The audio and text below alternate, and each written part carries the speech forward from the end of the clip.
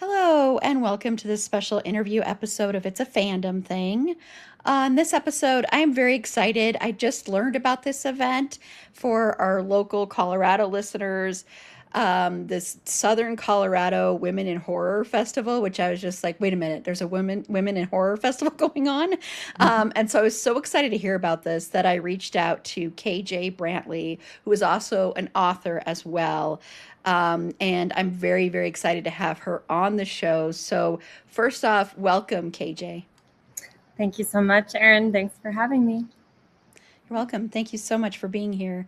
And I know this is taking place in Pueblo, and it's this weekend on Saturday, March 28th. And I know everybody's like, well, that's so soon, but Yes. that you can blame me because I just found out about it. But I'm sure there will be other events, and we'll talk about that too. But if you want to let everybody know a little bit about what the Women in Horror Festival is. Of course, yes, thank you. And Erin, it's a little bit on me as well. It was a spur of the moment event, honestly, and sort of a pilot event, but we are very excited about it. The SoCo Women in Horror Fest is a one-day literary horror event, as you mentioned, taking place March 28th, this Saturday. And it's bringing together women writers in the horror genre, and dark fiction for live in-depth conversations about what it means to read and write horror from a woman identifying perspective. And so the focus of this event is really on the conversations themselves, but also there are author signings, meet and greets for the in-person guests, but we're not just doing like readings in our panels. We really want to create some space for some honest, thoughtful discussions about the genre and the experiences that shape it. And so, yeah, that's a little bit about it. And I'm excited to dive in, more, if you have any questions for me. Yeah, and I love that because I think, as someone who's a horror fan, as all our listeners know, that's my favorite genre, always has been. Watched my first horror film, my babysitter showed me Poltergeist when I was like 5, 6 years old. So probably too young, but still it shaped me. And I think and I think still to this day, and I don't know if you agree, there's still a stigma in a way where people don't realize how much women enjoy the genre. Have you found that? Oh, yeah, absolutely. How much we enjoy it, and also that we're, capable of enjoying it and being able to write horror as well. But yeah. Yeah, especially that writing horror, because I think Mhm. it's so interesting and I love it that this is about writing and books and novels and stuff, and you don't always see that when you're going to see a festival.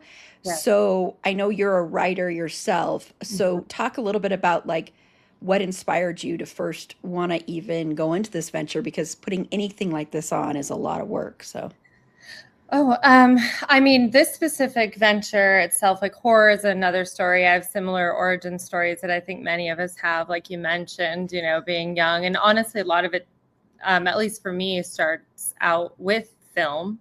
So that is a big, horror influence. But I've, always been a reader and drawn to the macabre and Edgar Allan Poe and, Mary Shelley and all that. But this specific event was actually inspired by, first of all, March being Women in Horror Month. It's really exciting, like time to obviously celebrate women writing horror, women in horror film, and anything related, but also it was kind of an event that I thought would be a fun event, a way to bring something to Southern Colorado that is a literary event that we don't really see as much of as we do in Denver, for example, where I know you're located near. So it was a combination wanting to support, there's this amazing bookstore here in Pueblo, Colorado called Analog Books, and they have a really cool bar and an amazing coffee shop. And I was like, I thought first of all, that would be a perfect venue for an in-person spot for this pilot event, you know, to see, you know, if people even relate to this topic. And then also there's this amazing woman author, female author, Gwendolyn Keist, who she's a big, you've probably heard of her. If not, she's really supportive and uplifting of indie horror writers and women in horror, and just she's an amazing like influencer as well in the space. And so she was doing some events and, you know, really trying to champion Women in Horror Month. So she was also kind of a catalyst for, well, why don't we try to do something grassroots here, a little bit of in-person, and try to get some diverse voices to come and speak here in Pueblo, and then also be able to offer this, you know, to anyone around the world if they want to, you know, hear these conversations and they're interested in it. I love that. And I know that, you know, Southern Colorado does get ignored a lot when it comes to that stuff. So I really love that. And I love shouting out an independent bookstore too, because we desperately need that. And we need to support those organizations as well. So I love that. Absolutely. And then how did you go about finding like authors to take place or to take part in the event? Yeah, that's a great question. And you know, one part about this, I know you mentioned taking on an event like this. I have a bit of a marketing background, like 20 so years of event management, and also that helps. marketing. Yeah, so it helps. So it's not like running into a cold. So you know, like trying to just pull this off. So I feel like it's a little bit easier to get something like this going when you do have that experience. And during COVID, especially, I put on a lot of virtual events.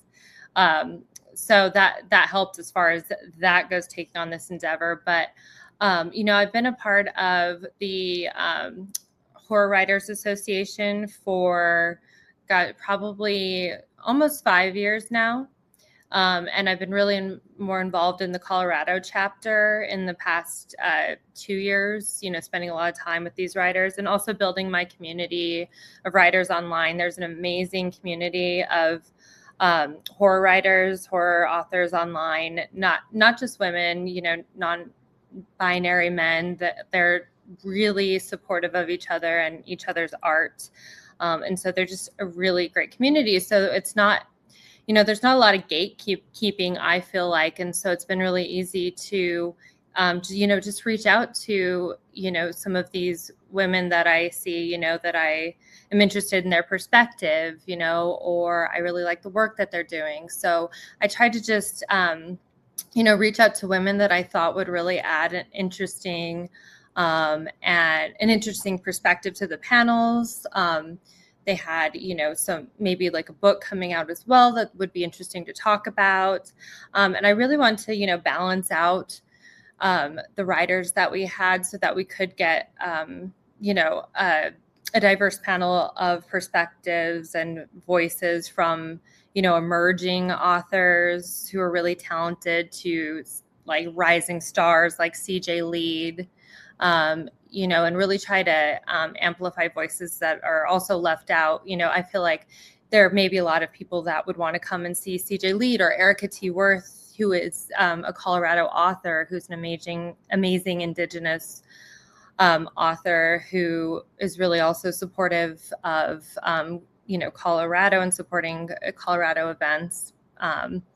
And also supporting other women as well. So it was great to get her involved. She's part of the, you know, she's part of the network of the Colorado chapter of the Horror Writers Association, all that. So she's, you know, really involved that way. But I wanted to, you know, like make sure that I brought in, you know, an Erica T. Worth, CJ Lead, Haley Piper, all of these, you know, these bigger anchors, rising stars or stars in the genre, and then also pair them up with, you know, some more emerging and indie authors as well that I thought have amazing work out there that I would love to amplify their voices along with a bigger name in the genre. And they all were excited about it. All of these authors, all these women authors, We're very excited about it. CJ Lead has a book coming out, Headlights, I believe in June.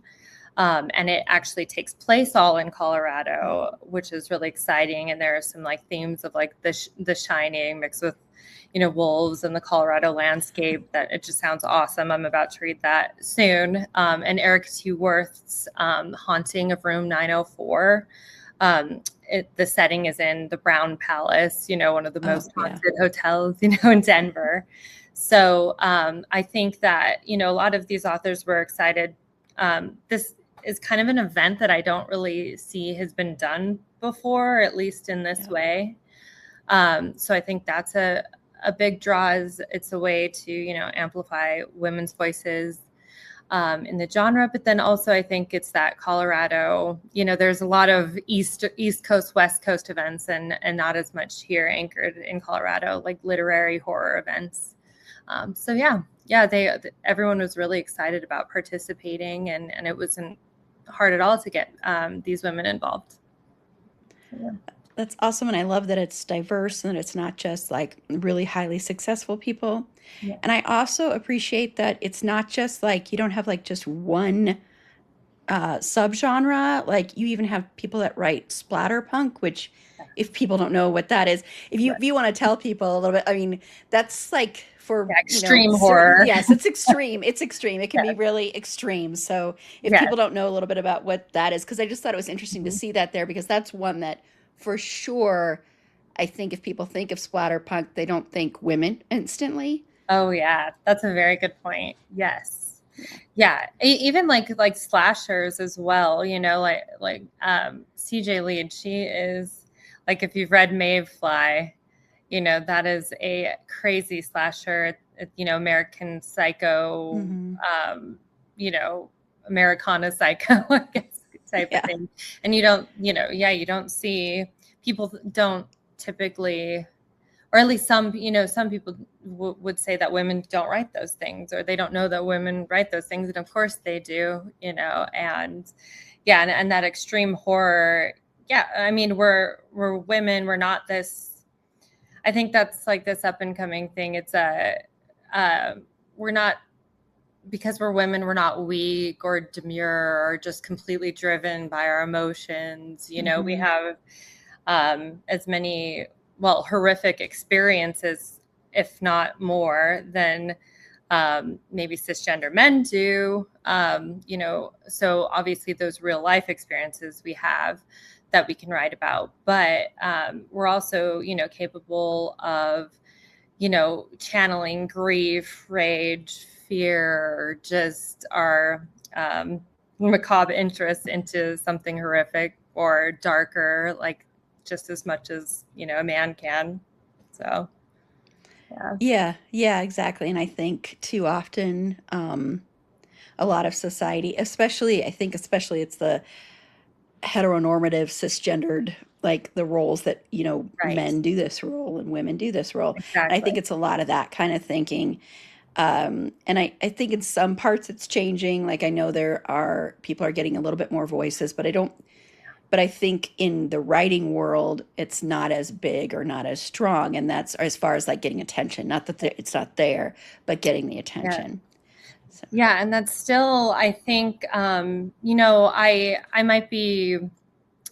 I could be reading into this a little bit myself, because it's not like anyone has said to me this specifically about this SoCo Women in Horror Fest event. But even putting on an event like this, you do see obviously a lot more, even in Women in Horror Month, you see a lot more championing of these things, or a lot more interest from women, wanting to participate, rather than like the cisgender men. And I am curious, like I've pondered about, why that is exactly. I mean, I have some hunches, but there still is that thing, like this is a female thing, this is a woman thing, this is a man's thing, so it's almost like I still think there is that barrier of, oh, this is woman's horror, this isn't horror, this is a woman's perspective on horror, so why would this be relevant to me, so that's another thing. I think like the point of these events and the Women in Horror Month is trying to push back against that thought, that Yeah, no, I totally agree. And a little bit going back a little bit to what you were talking about women and people who identify as women experiencing their own horror in real life, and how I think, for me at least, that horror is very therapeutic and a way to really deal with that trauma. And I'm not asking you to go into any kind of personal trauma or anything, but do you feel that's the case? Like, with a lot of writing you've either read or even written or anything like that?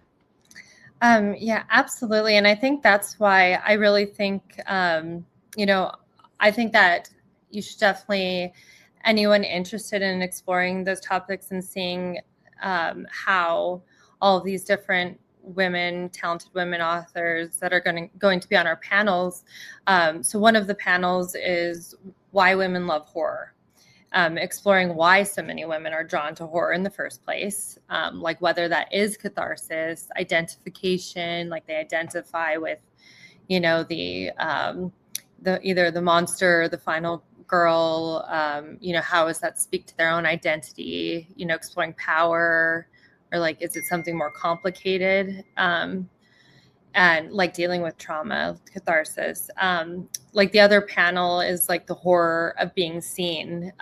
So again, about identity, like exposure and survival, like it looks at how identity intersects with horror, both on the page and in real life, and what it means to be like visible, vulnerable, both like, even as a rising star, for example, in the genre, but also when you're creating art within the genre.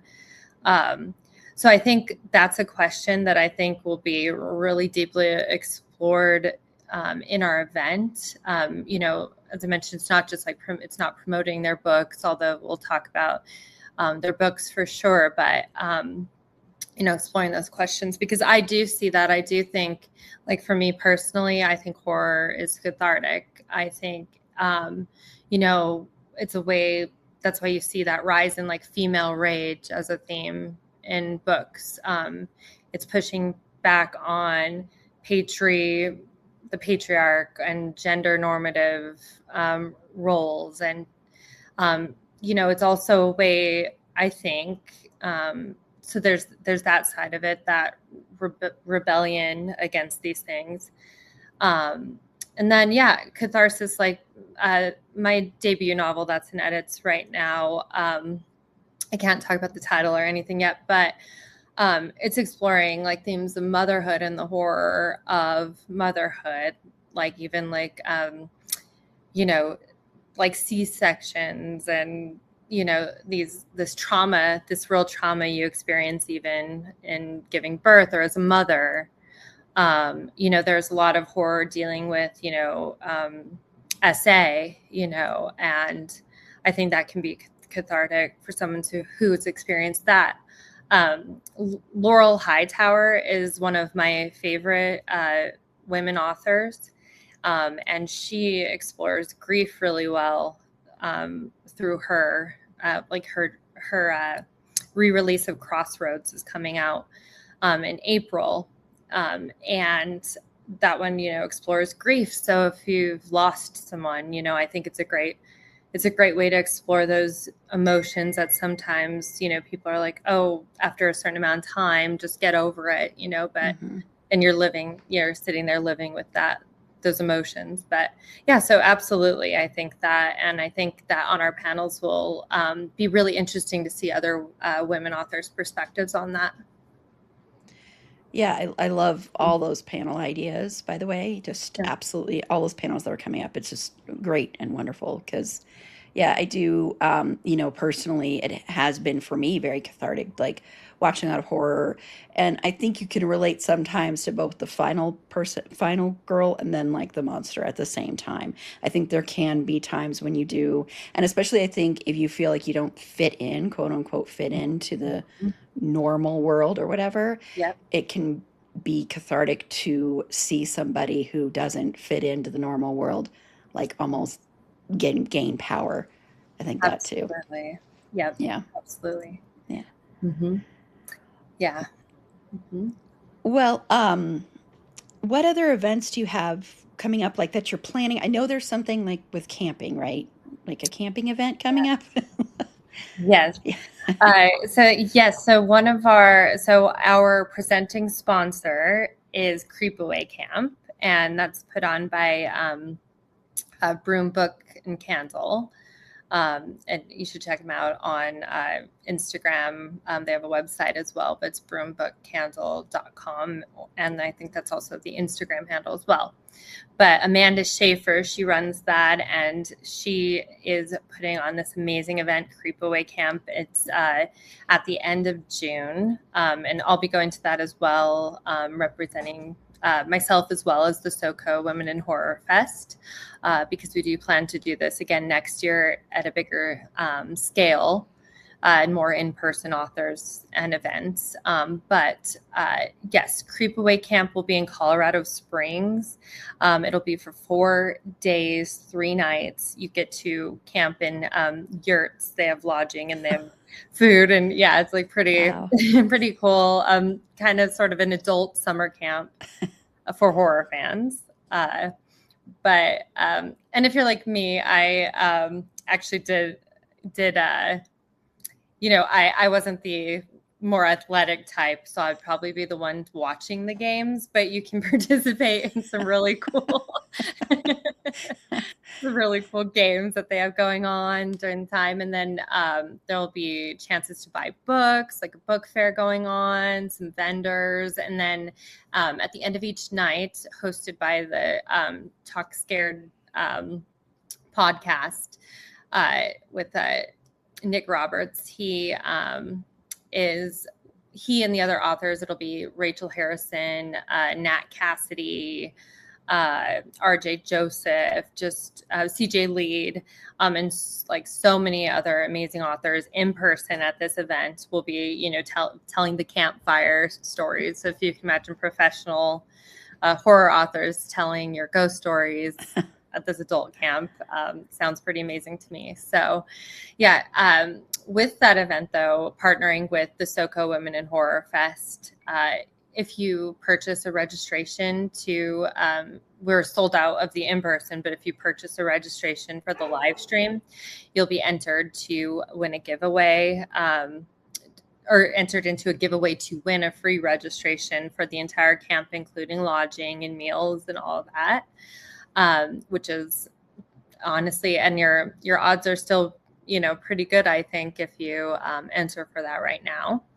And then you would also get a 15% discount to Creepaway Camp as well. So if you want to purchase your tickets now to make sure that it doesn't sell out, you can also, purchase your registration to Creepaway Camp for 15% off the price. And it is for the whole 4 days, 3 nights. It's a value of about $1,300. So that's a nice savings there, and also a nice chance to win.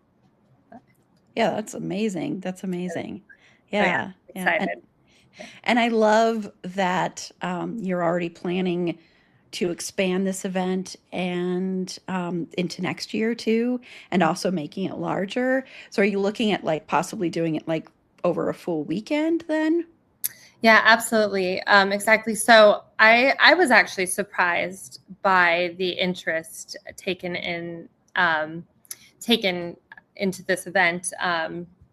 Like the attention and the interest was, I thought people would be interested. Obviously, that's why I decided to organize it. I was like, this would be a cool event, but just the amount of interest made me realize, that there really is a demand for it and that we could really do a lot more with it. So for next year, I definitely think it'll be, a weekend 2-day event rather than just the 1 day. I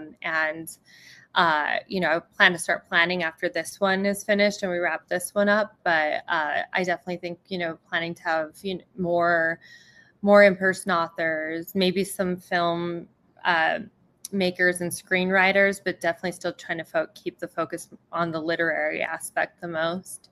And bringing in maybe some vendors and some really cool, maybe a keynote speaker or two. Awesome. Well, that is so exciting. Yeah. Really, really, just really exciting. And I know people that would love this. People that love literature as well. Just would be like, just would eat this up. So I really, really, really wish you so much success with this. And I know you can't talk about your novel, but I wish you success with that as well. Thank But I did want to know, because it's one of my favorite things to ask anybody, and as much as you want to share through planning this event or even meeting people or anything like that, what did you learn about yourself as like an artist or even like a lover of horror or anything like that? Oh, that's a so in planning this event within this event specifically, would you say?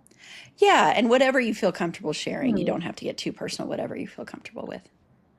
Uh, I think one thing that I really, because I'm an emerging artist, author myself, I don't even have my book out yet. I think something that I learned a lot more about was balancing working on your art and having to market that art. So even and then yeah, I've had to complete edits this week to turn into my developmental editor. And just balancing that, trying to work on my art and getting my book out into the world while also putting on this event and marketing it, and then still trying to market myself as well and network with people. And so just, admiring, I've seen Clay McLeod Chapman. I know we're plugging women this month, but I love Clay McLeod Chapman. I think he's so talented. I love his work and his humor as well. But he's posted a lot about balancing that, balancing just what I talked about and being, how do you, um, especially as you grow, like even the attention that this event has gotten, how do you balance all of that, while also still, maintaining your own sense of self and your own peace, and then also being able to work on your art with fidelity as well. So I suppose I just learned that is a challenge that I'm going to have to, face if I want to bring my baby out to the world, my book, and yeah, just start thinking about how I'm going to approach that now. Wonderful. Well, thank you so much. Yeah, And KJ, if you want to just let everybody know where they can find out information, where they can follow you, to keep tabs on like your upcoming novel and everything. absolutely. So yes, you can find me on Instagram mostly, and Threads at author KJ Brantley, Brantley. And you can also find my event on Instagram at Women in Horror Festival Co. And yeah, that's where you can find me for now. I'm working on updating my website. So yeah, feel free to DM me and follow me to find out more about my upcoming novel, as well as all of the latest news on the Women in Horror Fest. If you want to register for the SoCo Women in Horror Fest, there's only a few more days left for this year. But you can still register for the live stream, and that the link is in the bio on the Instagram, but you can also go to analog Pueblo, Pueblo.com, and there is a page there for the event page to sign up. So yeah, please join us there. We'd love to welcome you into these amazing conversations with these amazing, talented women in horror. So thank you. Thanks, Erin. Thank you. Wonderful. And I will put a link in the show notes, everybody, so you can click there. Easy access there too. So thank you again, KJ. I really appreciate you speaking with me. And once again, I wish you nothing but the best for this. I think it's amazing. And so thank you so much. Thank you very much. Have a wonderful night.